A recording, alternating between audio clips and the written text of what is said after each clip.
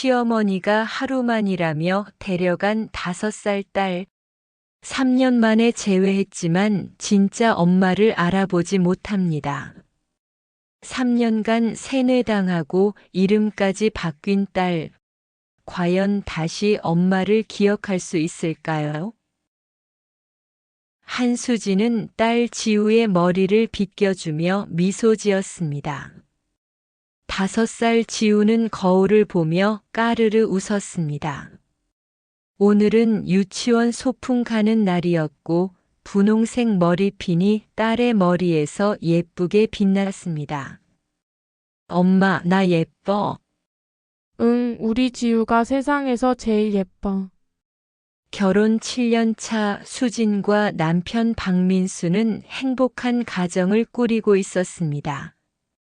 지우가 태어나고 나서 부부의 사랑은 더 깊어졌습니다. 하지만 한 가지 문제가 있었습니다.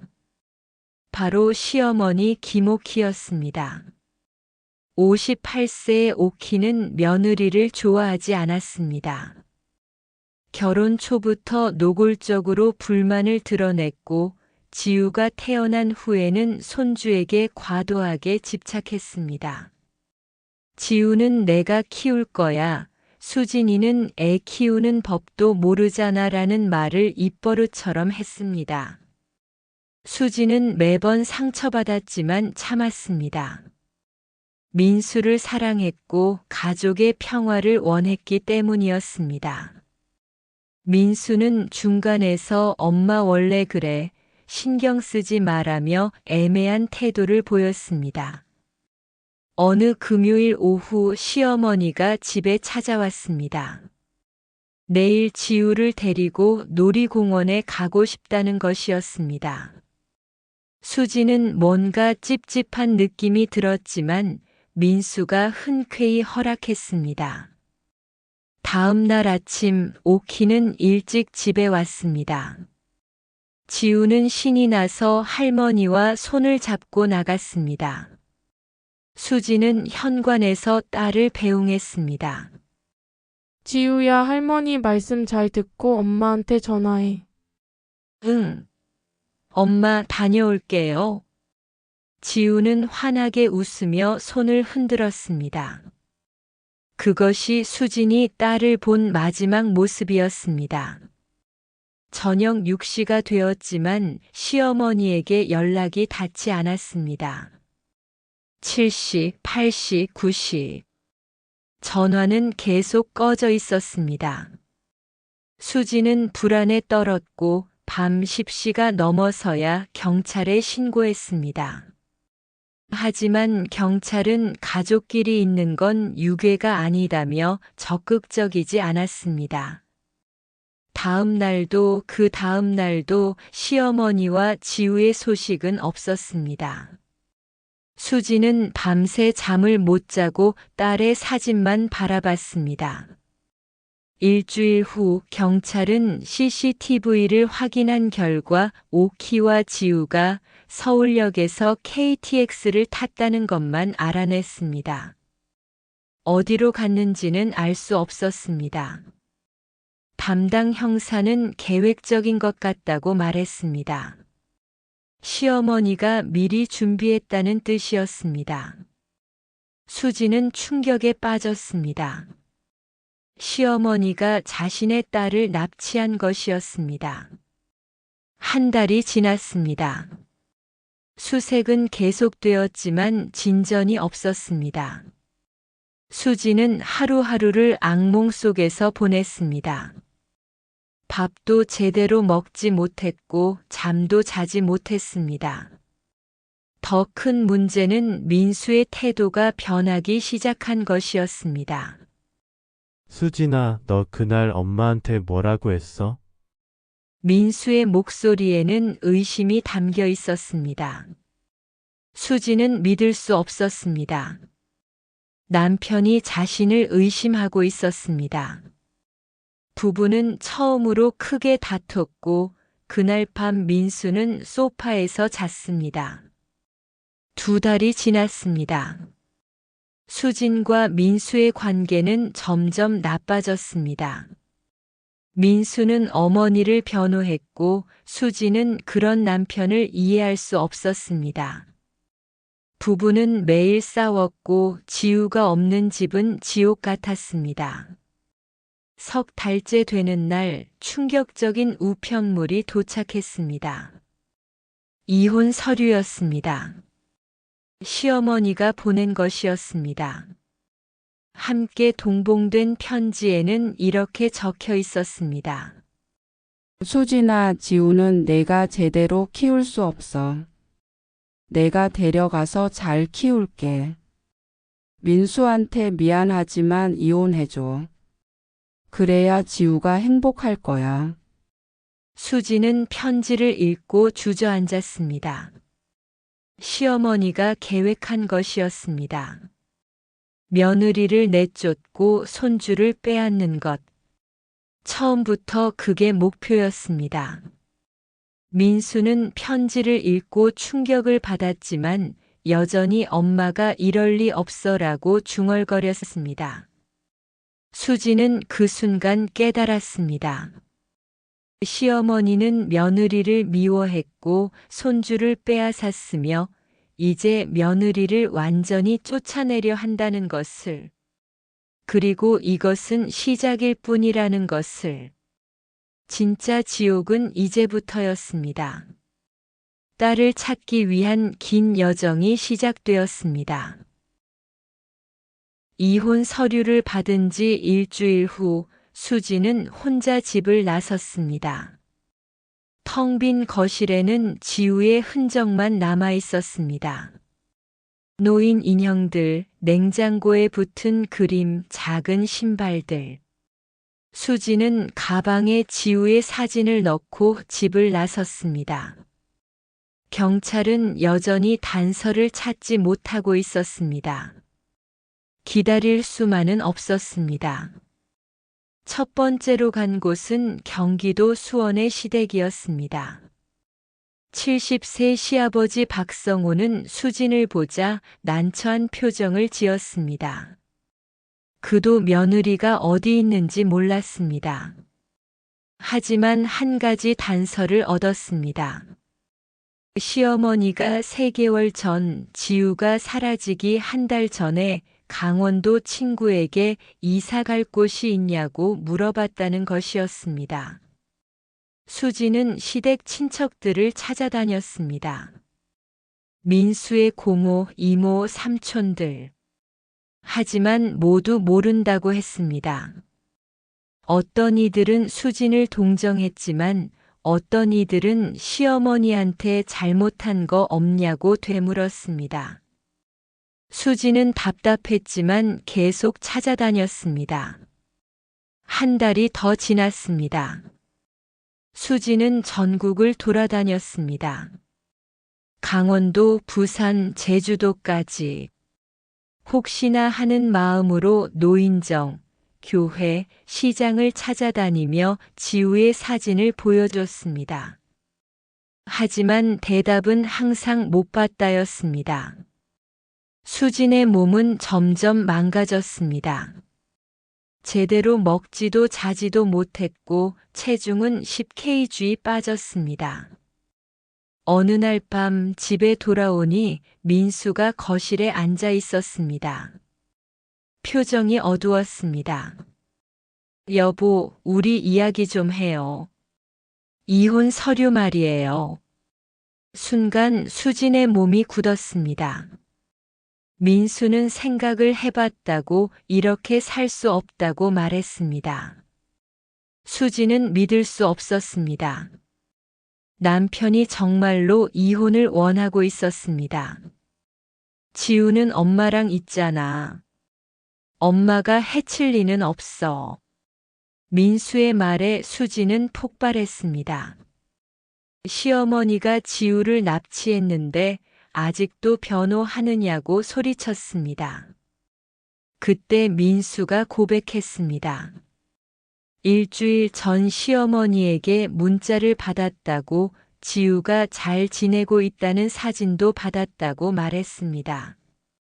왜 저한테 말 안 했어요? 당신한테 말하면 경찰에 신고할 것 같아서. 수지는 모든 것을 깨달았습니다.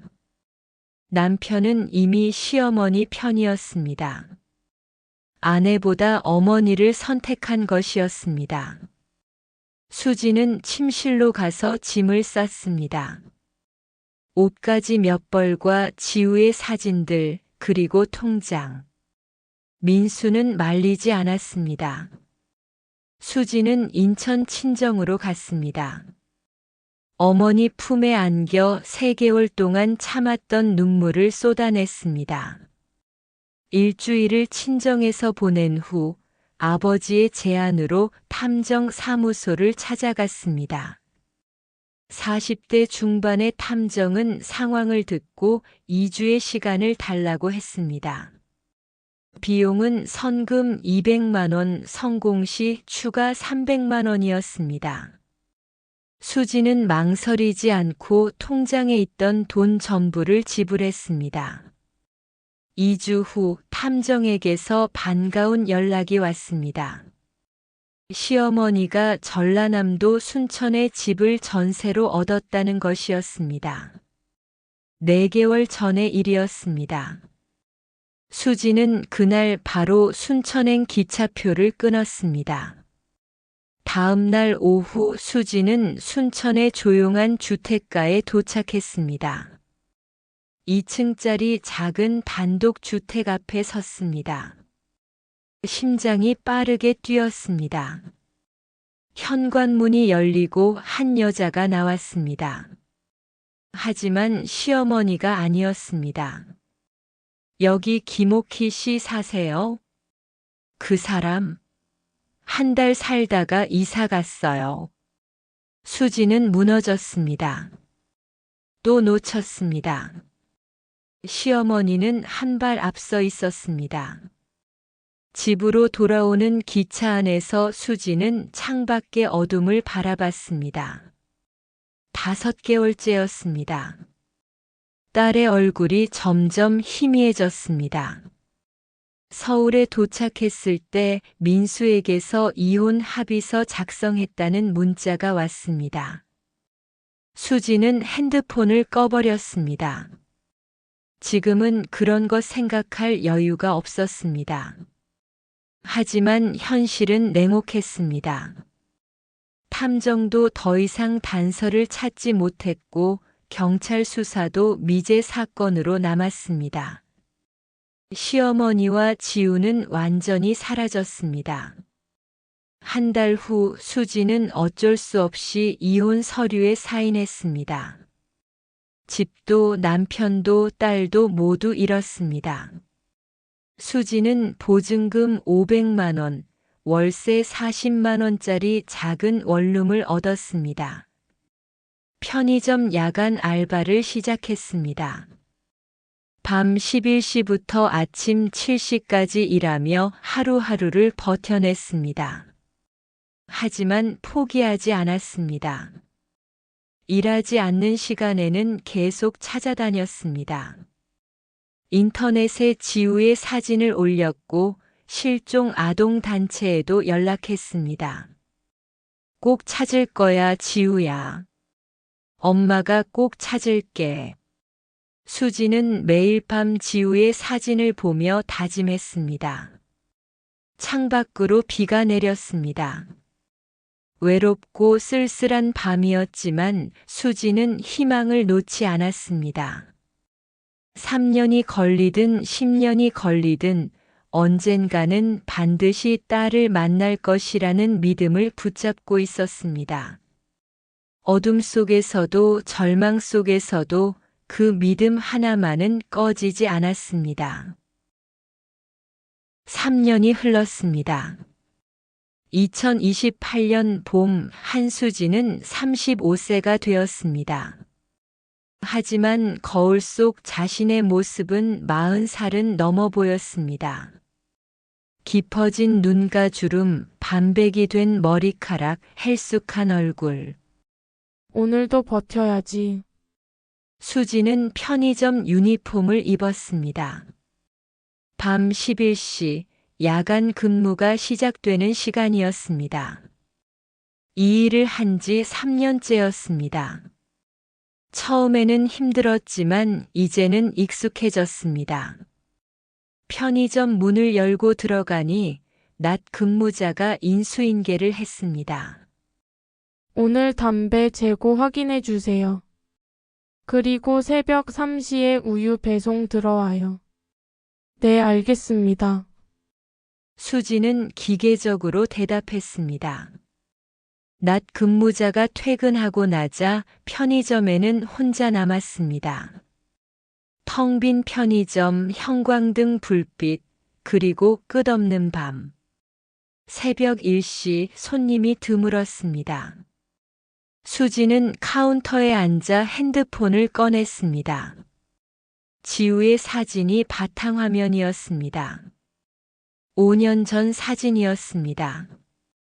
5살 지우가 환하게 웃고 있었습니다. 지우야. 지금 몇 살이지? 8살. 수지는 계산했습니다. 이제 초등학교 2학년이 될 나이였습니다. 어떻게 자랐을까요? 키가 얼마나 컸을까요? 머리는 길렀을까요? 엄마 얼굴 기억이 날까? 눈물이 흘렀습니다. 3년 동안 매일 밤 울었습니다. 하지만 눈물은 마르지 않았습니다. 새벽 3시 배송 트럭이 도착했습니다. 수지는 우유와 음료를 정리했습니다. 무거운 박스를 나르며 허리가 아팠습니다. 하지만 참았습니다. 일을 해야 생활비를 벌 수 있었습니다. 아침 7시 교대 시간이었습니다. 아침 근무자가 왔습니다. 수고하셨어요. 네, 들어가세요. 수지는 편의점을 나섰습니다. 밝아진 거리가 눈부셨습니다. 사람들이 출근하고 있었습니다. 평범한 일상이었지만 수진에게는 먼 세계였습니다. 원룸으로 돌아왔습니다. 3평 남짓한 방이었습니다. 작은 침대와 옷장, 그리고 간이 주방. 벽에는 지우의 사진들이 가득 붙어 있었습니다. 다녀왔어, 지우야. 수지는 사진에게 말했습니다. 혼잣말이 습관이 되었습니다. 3년 동안 혼자 살다 보니 말 상대가 필요했습니다. 침대에 누웠지만 잠이 오지 않았습니다. 불면증이 심해졌습니다. 하루에 2~3시간밖에 자지 못했습니다. 잠들면 악몽을 꾸었습니다. 지우가 울면서 엄마를 찾는 꿈, 시어머니가 비웃는 꿈. 약을 먹어야겠어. 수지는 서랍을 열었습니다. 수면제와 항우울제가 가득했습니다. 정신과 치료를 받은 지 2년째였습니다. 약 없이는 버틸 수 없었습니다. 약을 먹고 억지로 잠들었습니다. 오후 1시에 일어났습니다. 몸이 무거웠습니다. 침대에서 일어나고 싶지 않았습니다. 하지만 해야 할 일이 있었습니다. 노트북을 켰습니다. 실종 아동 찾기 카페에 접속했습니다. 3년 동안 매일 들어가는 곳이었습니다. 새로운 글이 올라와 있었습니다.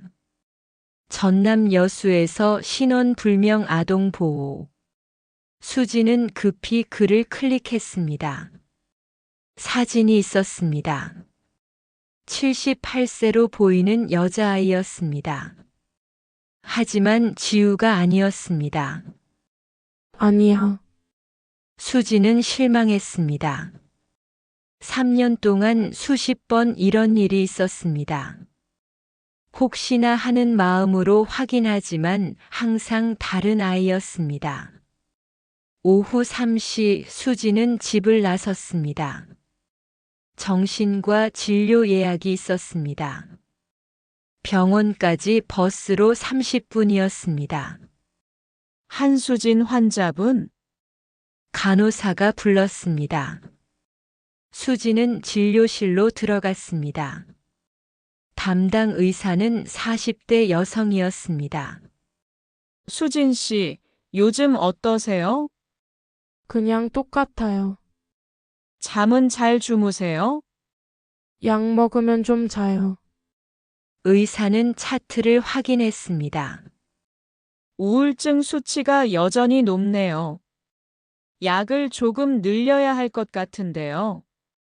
괜찮아요. 이대로 살 수 있어요. 수지는 거절했습니다. 약을 늘리면 더 멍해졌습니다. 지우를 찾으려면 정신을 똑바로 차려야 했습니다. 수진 씨, 상담 치료는 어떠세요? 약만으로는 한계가 있어요. 돈이 없어요. 정부 지원 프로그램이 있어요. 신청해 보세요. 의사는 서류를 건넸습니다. 수지는 받아서 가방에 넣었습니다. 하지만 신청하지 않을 것이었습니다. 남의 도움을 받고 싶지 않았습니다. 병원을 나와 수지는 근처 카페로 갔습니다. 커피 한 잔을 시키고 창가에 앉았습니다. 밖을 지나가는 사람들을 보았습니다. 엄마 손을 잡고 걷는 아이들이 보였습니다. 지우도 저렇게 컸을까? 가슴이 아팠습니다. 다른 아이들을 볼 때마다 지우가 생각났습니다. 3년 동안 얼마나 자랐을까요? 말은 잘할까요? 학교는 다니고 있을까요? 어머님, 지우 학교는 보내주시겠죠? 수지는 혼잣말을 했습니다. 시어머니가 미웠지만 손녀를 사랑한다는 건 알았습니다. 아마 잘 키우고 있을 거라고 그렇게 믿고 싶었습니다. 저녁 6시 수지는 다시 원룸으로 돌아왔습니다. 라면을 끓여 먹었습니다. 3년 동안 거의 라면만 먹었습니다. 요리할 기력도 의욕도 없었습니다. 밥을 먹으며 TV를 켰습니다.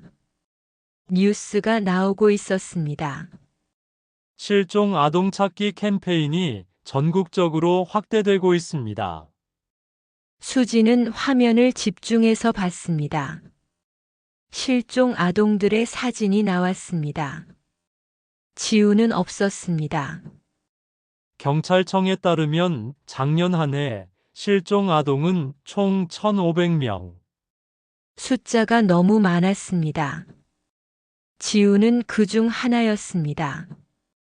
통계 속 숫자였습니다. 밤 9시 수지는 출근 준비를 했습니다. 이 시간 후면 또 편의점에 가야 했습니다. 하지만 그 전에 한 곳을 더 가야 했습니다. 지하철을 타고 강남으로 갔습니다. 예전에 살던 아파트 단지였습니다. 경비실 앞을 지나 놀이터로 갔습니다. 놀이터는 텅 비어 있었습니다. 수지는 그네에 앉았습니다. 5년 전 지우와 함께 놀던 곳이었습니다. 엄마, 그네 밀어줘. 알았어, 우리 공주님.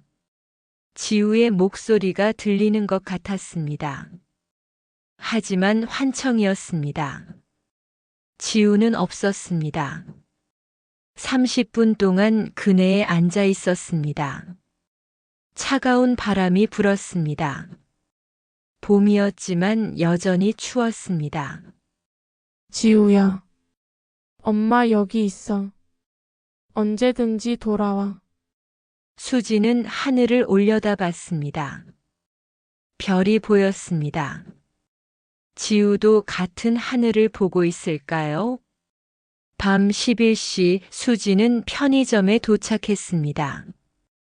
또 다른 밤 근무가 시작되었습니다. 손님을 받고 물건을 정리하고 바닥을 닦았습니다. 기계적인 일상이었습니다. 새벽 3시 한 손님이 들어왔습니다. 40대 남자였습니다. 술에 취해 있었습니다. 소주 한 병. 네, 여기 있습니다. 수지는 소주를 건넸습니다. 남자는 편의점 앞 의자에 앉아 마시기 시작했습니다. 아줌마, 힘들어 보이네. 남자가 말을 걸었습니다. 수지는 대답하지 않았습니다. 나도 힘들어. 아내가 날 떠났어. 남자는 혼잣말처럼 중얼거렸습니다. 수지는 그 모습을 보며 생각했습니다. 모두가 각자의 고통을 안고 살아간다고. 새벽 5시 수지는 카운터에 앉아 졸고 있었습니다. 그때 핸드폰이 울렸습니다. 모르는 번호였습니다. 여보세요? 수진 씨죠? 저 탐정 이진수입니다. 3년 전에 의뢰했던 탐정이었습니다. 그 후로 연락이 없었는데 갑자기 전화가 온 것이었습니다. 네, 무슨 일이세요? 단서가 하나 생겼습니다. 수진의 심장이 빠르게 뛰기 시작했습니다. 무슨 단서요? 전화로 말하기 어렵습니다. 내일 사무실로 올 수 있으세요? 내일 갈게요. 전화를 끊고 수지는 떨렸습니다. 3년 만에 처음으로 단서가 생겼습니다. 혹시 지우를 찾을 수 있을까요? 그날 밤 근무는 시간이 더디게 흘렀습니다. 수지는 시계만 바라봤습니다. 아침 7시가 너무 느리게 왔습니다.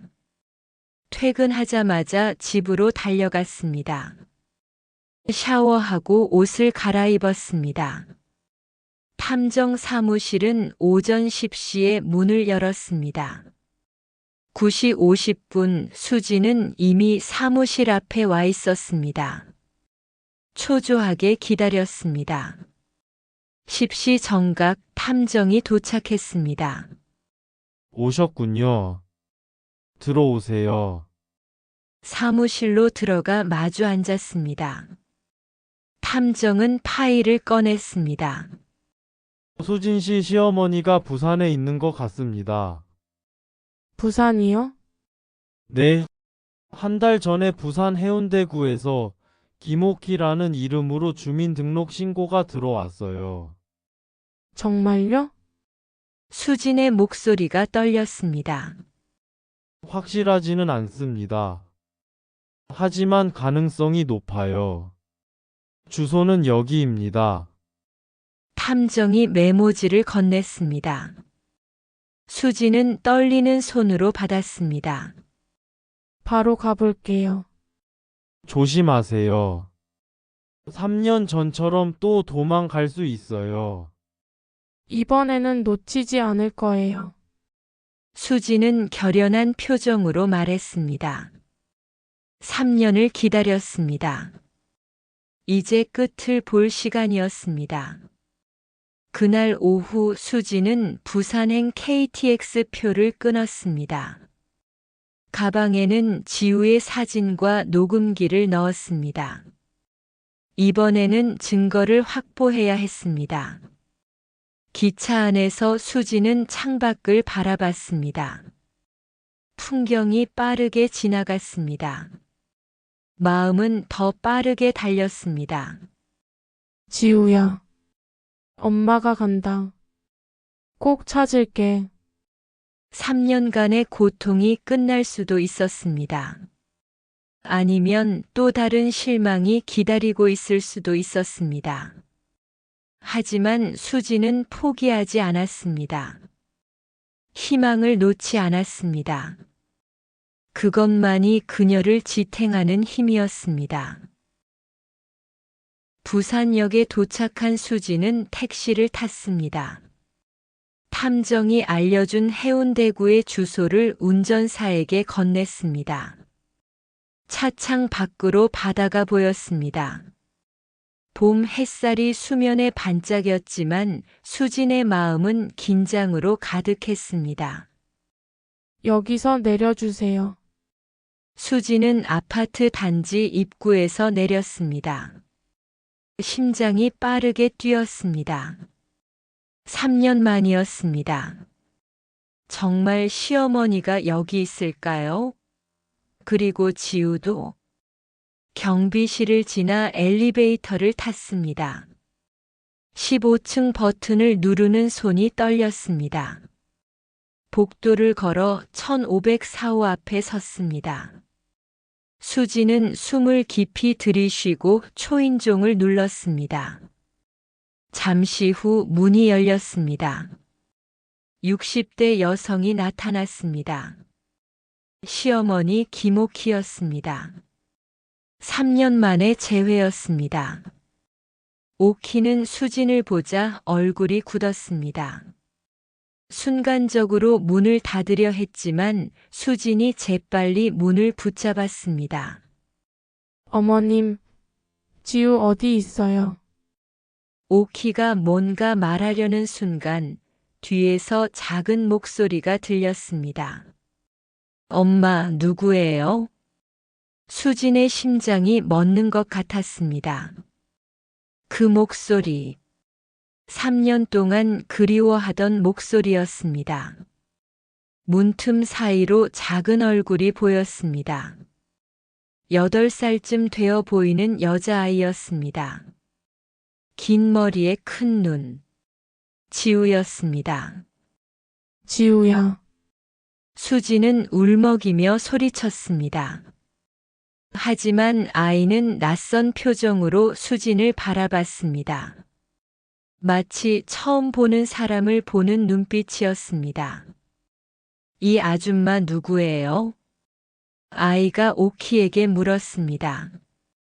수지는 숨이 막혔습니다. 자기 딸이 자신을 아줌마라고 불렀습니다. 모르는 사람이야. 지연아, 방으로 들어가. 오키가 아이를 안쪽으로 밀어 넣으려 했습니다. 수지는 필사적으로 소리쳤습니다. 지우야. 나 엄마야. 엄마. 아이는 고개를 갸우뚱했습니다. 엄마는 여기 있는데요. 그 말에 수진의 세계가 무너졌습니다. 3년 동안 시어머니가 아이를 완전히 세뇌한 것이었습니다. 눈물이 뺨을 타고 흘렀습니다. 아니야, 넌 박지우야. 내 딸이야. 5년 전에 엄마가 나왔어. 아줌마, 저는 김지현이에요. 엄마가 낳았다고 했어요. 아이는 순진한 얼굴로 말했습니다.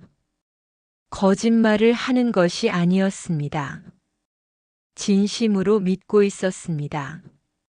수지는 무릎이 꺾이는 것 같았습니다. 어머님, 어떻게 이럴 수가 있어요? 어떻게 제 딸한테 이럴 수가? 수진의 목소리는 떨렸습니다. 오키는 차갑게 대답했습니다. 수진아, 돌아가. 지연이는 이제 내 딸이야. 호적에도 올렸어. 수지는 핸드폰을 꺼내 112를 눌렀습니다. 오키의 얼굴이 창백해졌지만 이미 늦었습니다. 20분 후 경찰이 도착했고 세 사람은 해운대 경찰서로 향했습니다. 지우는 계속 오키에게 매달렸고 수지는 그 모습을 보며 가슴이 찢어졌습니다. 경찰서 조사실에서 형사가 신문을 시작했습니다. 수지는 준비해온 출생증명서를 제출했습니다. 오키는 결국 모든 것을 자백했습니다. 손녀를 데려간 것, 이름을 바꾼 것, 호적을 위조한 것까지. 김옥희 씨, 미성년자, 약취의 및 공문서 위조 혐의로 긴급 체포하겠습니다. 경찰관이 수갑을 채웠습니다. 오키는 울음을 터뜨렸고 지우는 비명을 지르며 오키를 불렀습니다. 엄마, 엄마, 가지마. 지연아, 미안해. 엄마가 미안해. 오키가 끌려가고 조사실에는 수진과 지우만 남았습니다. 수진은 조심스럽게 다가갔습니다. 지우야, 이제 우리 집에 가자. 싫어요. 엄마한테 갈 거예요. 아이는 울면서 소리쳤습니다. 수진은 아이를 안으려 했지만 지우는 뿌리쳤습니다. 수진의 품이 아니라 오키의 품을 찾았습니다. 형사가 아동보호 전문 기관을 소개해 줬습니다. 그날 밤 수진은 지우와 함께 임시 보호시설로 갔습니다. 지우는 계속 울었고 밥도 먹지 않았으며 수진을 거부했습니다. 지우야, 제발 좀 먹어. 싫어요. 아줌마는 우리 엄마가 아니에요. 엄마 데려와요. 밤늦게 지우는 지쳐서 잠들었습니다. 수지는 딸의 얼굴을 바라봤습니다. 3년 사이 많이 자랐습니다. 얼굴 윤곽이 뚜렷해졌고 손과 발이 컸으며 목소리도 성숙해졌습니다. 하지만 그 아이의 기억 속에 엄마는 없었습니다. 우리 지우. 엄마가 늦어서 미안해. 엄마가 지키지 못해서 미안해. 수지는 딸의 머리를 쓰다듬었습니다. 지우는 잠결에 중얼거렸습니다. 엄마. 그 한마디에 수진의 눈물이 쏟아졌습니다. 하지만 알고 있었습니다. 지우가 부르는 엄마는 자신이 아니라 오키라는 것을요. 딸을 되찾았지만 딸의 마음은 여전히 멀리 있었습니다. 창밖으로 부산의 야경이 보였습니다. 불빛들이 반짝였지만 수진의 마음은 어둠으로 가득했습니다. 진짜 싸움은 이제부터였습니다. 법으로는 딸을 되찾았지만 마음으로는 아직 닿을 수 없었습니다. 3년 동안 빼앗긴 시간을, 지워진 기억을, 왜곡된 진실을 바로잡아야 했습니다. 그것이 얼마나 오래 걸릴지, 가능하기나 한 일인지 수지는 알 수 없었습니다. 하지만 포기하지 않을 것이었습니다. 평생이 걸리더라도 딸의 사랑을 되찾을 것이었습니다. 다음 날 아침 아동심리 전문가 박은영 박사가 보호시설을 방문했습니다. 40대 중반의 그녀는 온화한 인상이었지만 지우를 처음 본 순간 표정이 심각해졌습니다. 지연아, 나랑 이야기 좀 할까? 제 이름은 지연이 맞아요. 근데 저 아줌마가 자꾸 지우래요. 아이는 수진을 가리키며 말했습니다. 박 박사는 메모하며 고개를 끄덕였습니다. 상담은 2시간 동안 진행되었습니다. 수지는 유리창 너머로 그 모습을 지켜봤습니다. 지우는, 아니, 지연이는 박 박사에게 자신의 엄마에 대해 이야기했습니다. 할머니인 오키를 진짜 엄마라고 믿고 있었습니다. 상담이 끝나고 박 박사가 수진을 찾아왔습니다. 표정이 무거웠습니다. 한수진 씨, 앉으세요. 두 사람은 상담실에 마주 앉았습니다. 박 박사는 차트를 펼쳤습니다. 상황이 심각합니다. 아이가 완전히 새로운 정체성을 받아들였어요. 그게 무슨 뜻이에요? 아이는 자신이 김지현이라고 확신하고 있어요. 박지우였던 기억은 대부분 지워지거나 왜곡되었습니다. 박 박사의 설명이 이어졌습니다. 3년은 어린아이에게 너무 긴 시간이었습니다. 특히 5세에서 8세는 기억이 형성되는 중요한 시기였습니다. 오키는 매일같이 지우에게 말했을 것입니다. 엄마는 죽었어. 할머니가 진짜 엄마야. 너는 김지현이야. 반복적으로, 지속적으로. 세뇌예요. 심리학 용어로는 강제적 정체성 전환이라고 합니다. 고칠 수 있나요? 지우가 다시 저를 기억할 수 있나요? 수진의 목소리가 떨렸습니다. 박 박사는 잠시 침묵했습니다. 쉽지 않을 겁니다. 최소 1년, 길게는 수년이 걸릴 수 있어요. 그리고 박 박사가 말을 멈췄습니다. 그리고요? 완전히 회복되지 않을 수도 있습니다. 어떤 기억은 영영 돌아오지 않을 수 있어요. 수지는 고개를 떨구었습니다. 딸을 되찾았지만 딸의 마음은 되찾지 못할 수도 있었습니다. 일주일 후 수지는 서울로 돌아왔습니다. 지우를 데리고 왔습니다. 아이는 차 안에서 계속 울었고 아무 말도 하지 않았습니다. 원룸은 너무 좁았습니다. 수지는 급히 투룸 전세를 얻었습니다. 친정 부모님이 보증금을 지원해 주셨습니다. 지우에게 방 하나를 주고 수지는 거실에서 잤습니다. 지우야, 여기가 우리 집이야. 내 방이야. 집 아니에요. 집은 부산이에요. 아이는 방 안을 돌아보지도 않고 구석에 앉았습니다.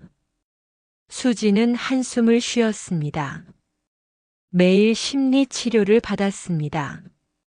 아동병원 정신건강의학과를 다녔고 놀이치료도 시작했습니다. 담당 의사는 수진에게 조언했습니다. 급하게 서두르지 마세요. 천천히 아이가 안전하다고 느낄 때까지 기다려주세요. 하지만 쉽지 않았습니다. 지우는 밥을 잘 먹지 않았고 밤마다 악몽을 꾸며 울었습니다.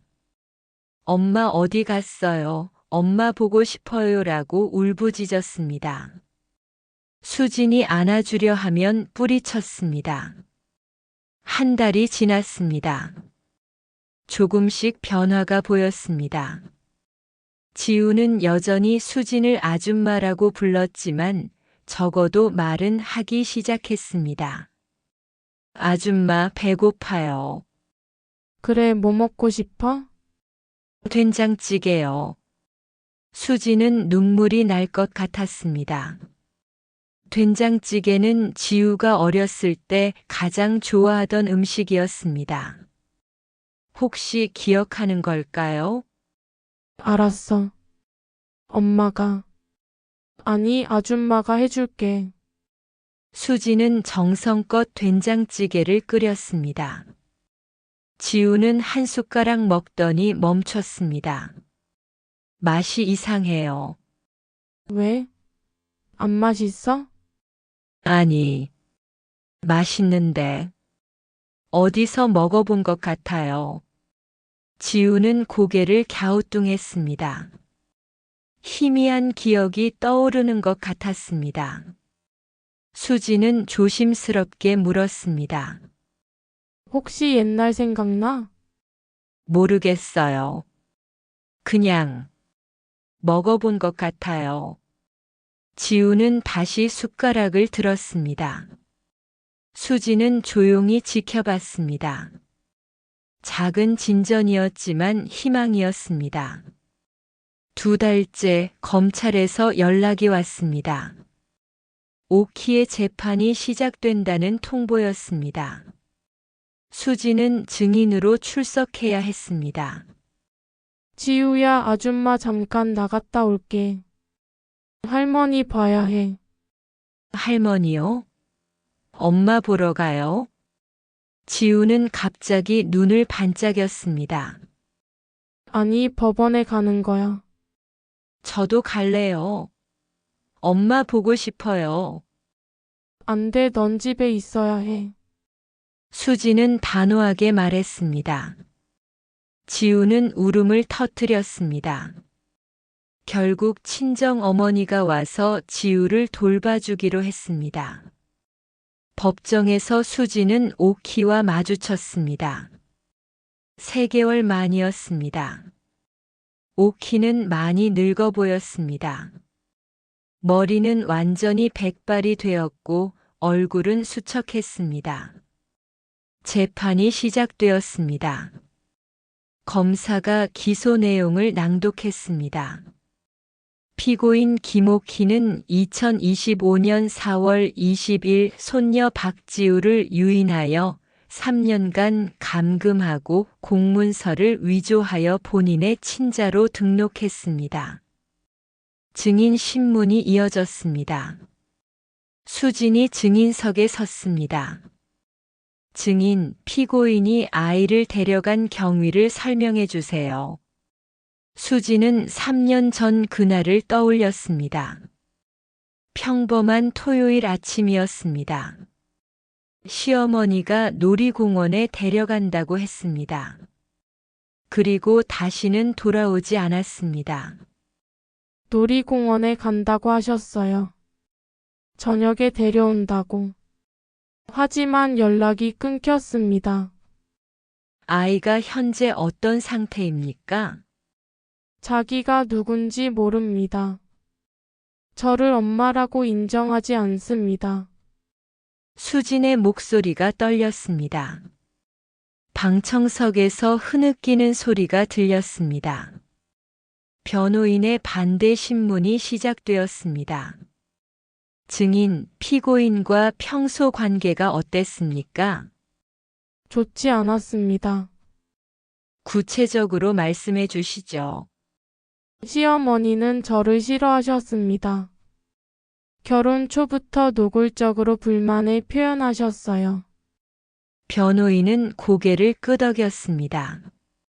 그렇다면 피고인이 손녀를 걱정한 것은 이해할 수 있지 않습니까? 이해 있습니다. 검사가 일어섰습니다. 하지만 변호인은 계속 질문했습니다. 증인이 아이를 제대로 돌보지 않아서 피고인이 어쩔 수 없이. 그렇지 않습니다. 수진이 소리쳤습니다. 저는 지우를 사랑했어요. 최선을 다해 키웠어요. 재판은 3시간 동안 계속되었습니다. 결론은 다음 달에 나올 예정이었습니다.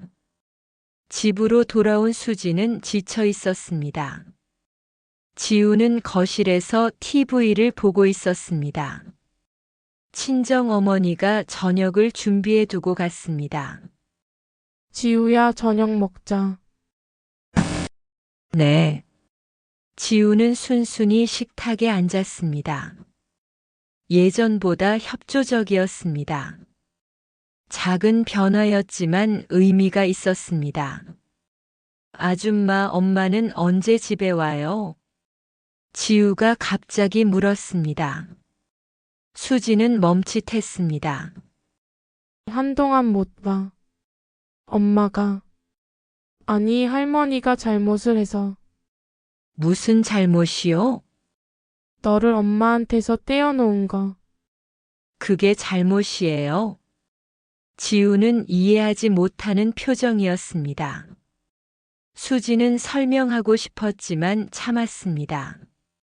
의사가 말했습니다. 서두르지 말라고. 나중에 알게 될 거야. 지금은 그냥 우리 둘이 지내자. 지우는 고개를 끄덕이고 밥을 먹었습니다. 수지는 그 모습을 바라보며 생각했습니다. 언젠가는 이 아이가 진실을 알게 될 것이라고. 자신이 누구인지, 진짜 엄마가 누구인지. 그날이 오기까지 수지는 기다릴 것이었습니다. 인내심을 갖고 사랑으로 천천히. 2주 후 선고 공판이 열렸습니다. 수지는 다시 법정에 섰습니다. 이번에는 지우도 함께였습니다. 담당 판사가 아이의 증언이 필요하다고 판단했기 때문이었습니다. 엄마 만날 수 있어요? 지우는 법원으로 가는 차 안에서 몇 번이나 물었습니다. 수지는 대답하기 힘들었습니다. 응, 볼 수 있어. 법정에 들어서자 지우는 오키를 발견하고 소리쳤습니다. 엄마! 오키도 눈물을 흘리며 손을 흔들었습니다. 수지는 지우를 붙잡았습니다. 방청석에 앉히고 조용히 하라고 일렀습니다. 재판이 시작되었습니다. 판사는 서류를 검토하며 입을 열었습니다. 피고인 김오키 최후 진술하십시오. 오키가 일어섰습니다. 그녀의 목소리는 떨렸지만 단호했습니다. 판사님, 저는 손녀를 사랑합니다. 그 아이가 행복하기를 바랐을 뿐입니다. 행복을 위해 친모와 떼어놓았습니까?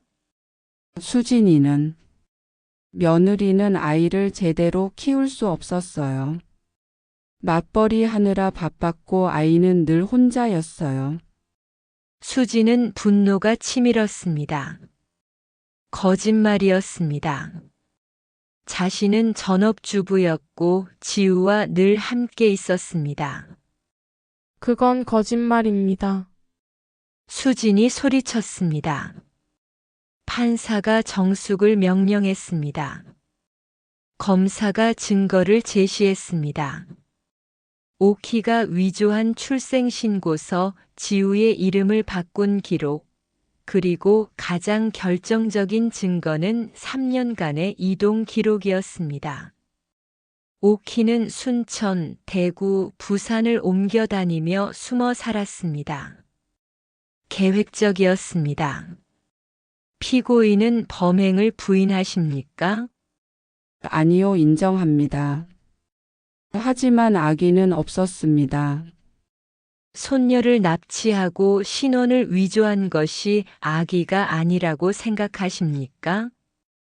검사의 날카로운 질문에 오키는 고개를 떨구었습니다. 증인으로 심리 전문가가 출석했습니다. 박은영 박사였습니다. 아동의 현재 상태를 설명해 주십시오. 박지우 아동은 심각한 정체성 혼란을 겪고 있습니다. 3년간의 세뇌로 인해 자신의 진짜 이름과 가족 관계를 인지하지 못하고 있습니다. 회복 가능합니까? 시간이 필요합니다. 수개월에서 수년이 걸릴 수 있으며 일부 기억은 영구적으로 손상되었을 가능성이 있습니다. 방청석에서 탄식 소리가 들렸습니다. 판사는 지우를 증인석으로 불렀습니다. 어린 증인, 이름이 뭐니? 김지현이요. 지우는 자신 있게 대답했습니다. 판사는 서류를 보았습니다. 출생증명서에는 박지우라고 되어 있는데 그건 잘못된 거예요. 제 이름은 지연이에요. 판사는 조심스럽게 질문을 이어갔습니다. 저기 앉아 있는 분이 누구지?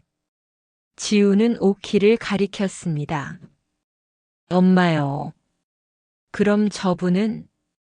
판사가 수진을 가리켰습니다. 모르겠어요. 그냥 같이 사는 아줌마요. 수지는 눈물을 참았습니다. 자기 딸이 법정에서 자신을 모른다고 말하고 있었습니다. 지연아, 5살 때 기억나니? 유치원 다녔지? 아니요. 저는 할머니, 아니, 엄마랑 집에서 공부했어요. 그 전 기억은? 지우는 고개를 저었습니다. 없어요. 제가 어렸을 때부터 엄마랑 둘이었어요. 판사는 더 이상 묻지 않았습니다. 아이를 증인석에서 내려보냈습니다. 지우는 곧장 오키에게 달려갔습니다. 수진이 아니라 오키에게. 엄마.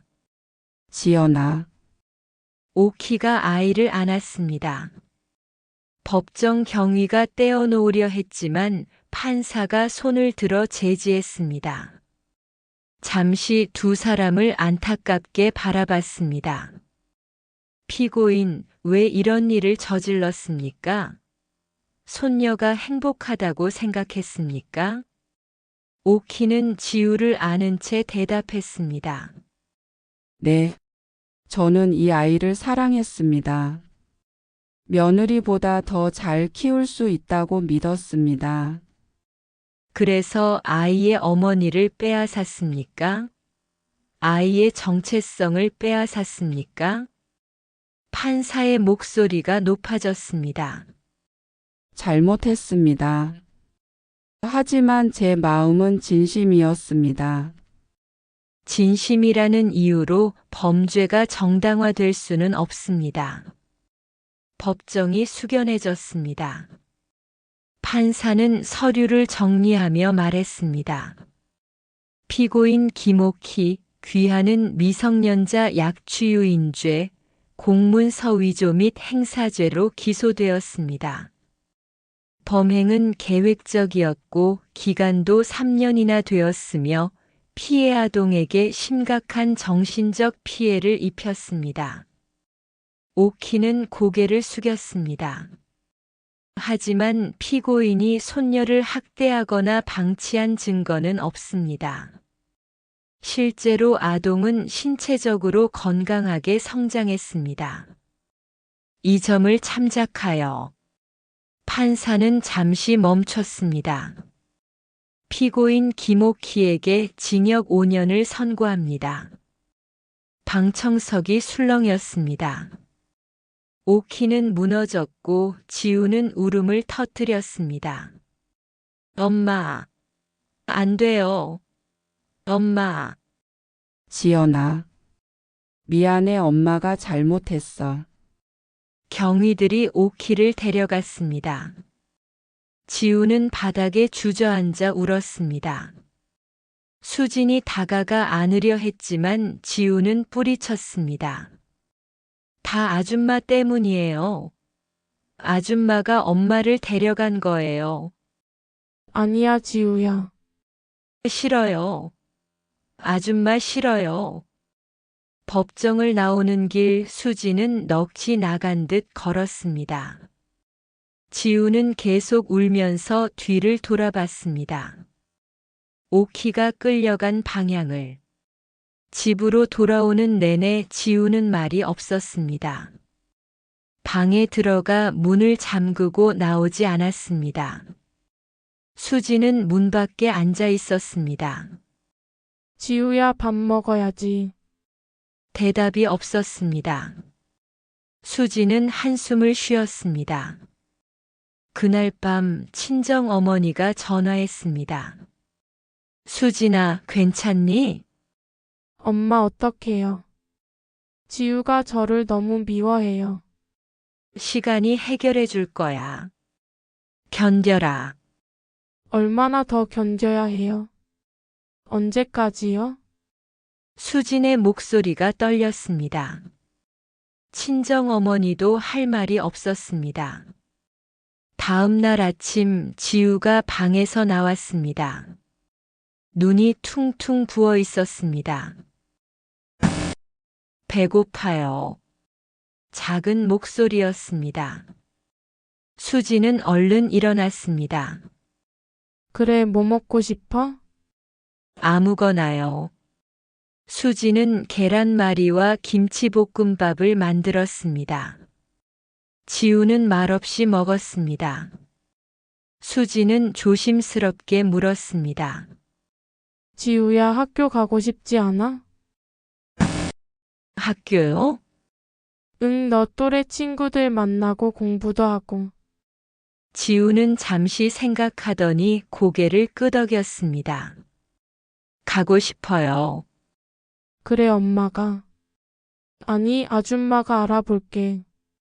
그것이 작은 시작이었습니다. 수지는 근처 초등학교에 지우를 전학시켰습니다.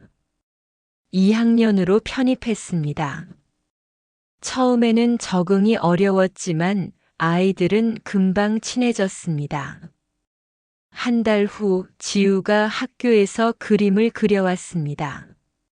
가족 그림이었습니다. 종이 한쪽에는 오키가 그려져 있었고 다른 쪽에는 수진이 그려져 있었습니다. 그 사이에 지우가 서 있었습니다. 혼란스러운 아이의 마음이 그대로 드러나 있었습니다. 수지는 그 그림을 보며 눈물을 흘렸습니다. 지우는 아직도 갈등하고 있었습니다. 누가 진짜 엄마인지, 누구를 사랑해야 하는지. 그 혼란 속에서 아이는 조금씩 자라고 있었습니다. 2년이 흘렀습니다. 2030년 가을, 지우는 10살이 되었습니다. 초등학교 4학년이었습니다. 수지는 37이었고 여전히 편의점에서 일했지만 이제는 낮 시간으로 바꿨습니다. 지우와 함께 있는 시간이 더 필요했기 때문이었습니다. 변화는 천천히 왔습니다. 지우는 더 이상 수진을 아줌마라고 부르지 않았습니다. 하지만 엄마라고도 부르지 못했습니다. 그냥 수진 씨라고 불렀습니다. 어색하지만 그것만으로도 진전이었습니다. 심리 치료는 계속되었습니다. 박은영 박사는 인내심 있게 지우를 상담했습니다. 놀이치료, 미술치료, 대화치료를 병행했습니다. 조금씩, 아주 조금씩 지우의 기억이 돌아왔습니다. 어느 날 지우가 수진에게 물었습니다. 수진 씨, 제가 정말 당신 딸이에요? 응, 그래. 엄마가 너를 낳았어. 2023년 3월 15일에. 저는 기억이 안 나요. 괜찮아, 천천히 기억날 거야. 지우는 고개를 끄덕였습니다. 예전처럼 화를 내거나 부정하지 않았습니다.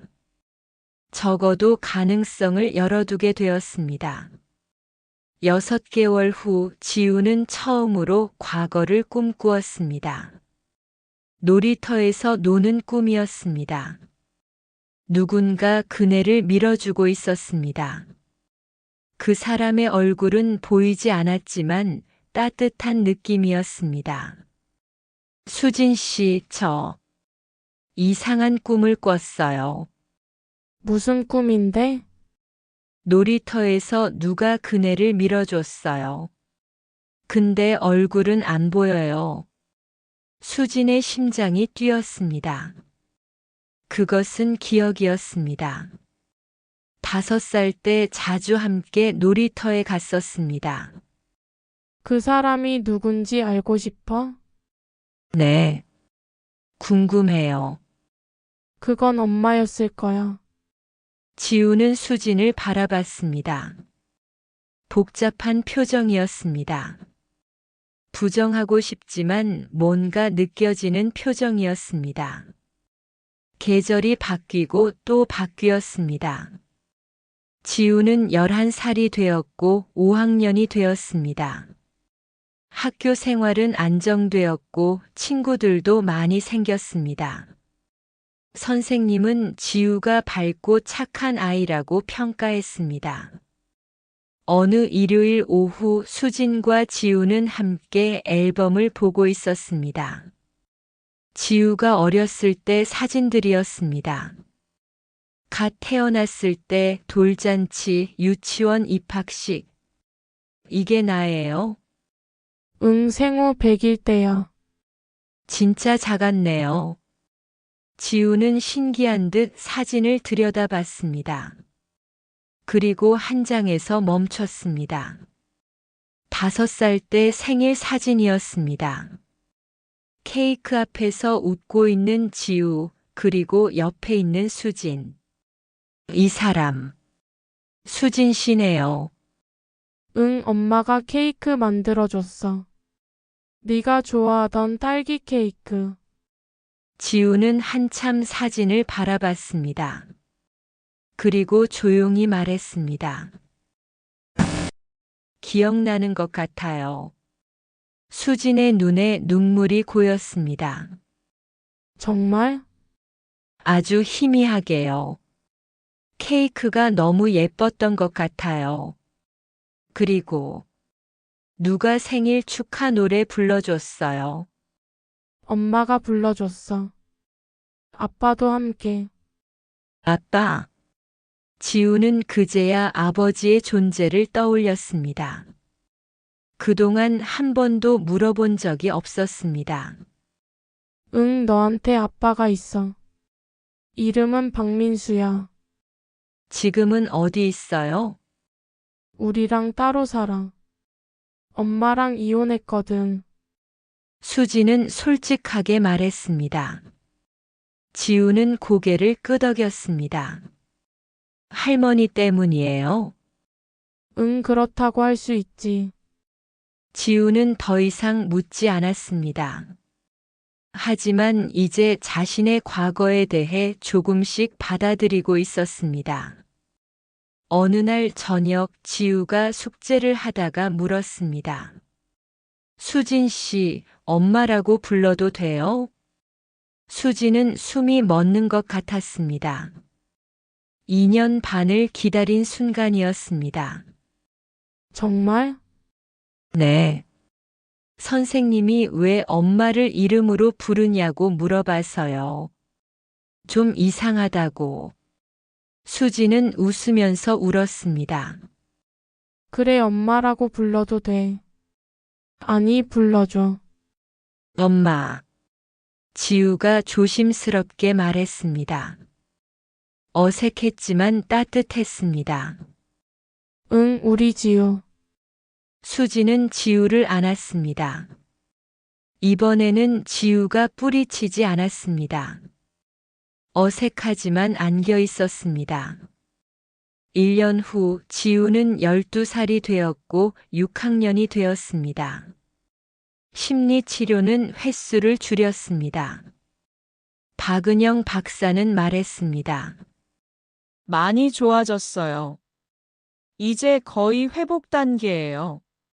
정말요? 네. 물론 완전히 예전으로 돌아갈 수는 없어요. 3년간의 기억은 여전히 왜곡되어 있고 일부는 영영 돌아오지 않을 거예요. 하지만 지우는 이제 자기가 누구인지 알아요. 수지는 감사했습니다. 그것만으로도 충분했습니다.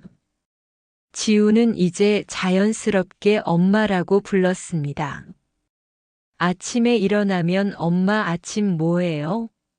라고 물었고 학교 다녀와서는 엄마 나왔어요 라고 말했습니다. 평범한 일상이었지만 수진에게는 기적 같았습니다. 어느 토요일 지우가 물었습니다. 엄마, 할머니 면회 가도 돼요? 수지는 놀랐습니다. 지우는 그동안 오키를 언급하지 않았습니다.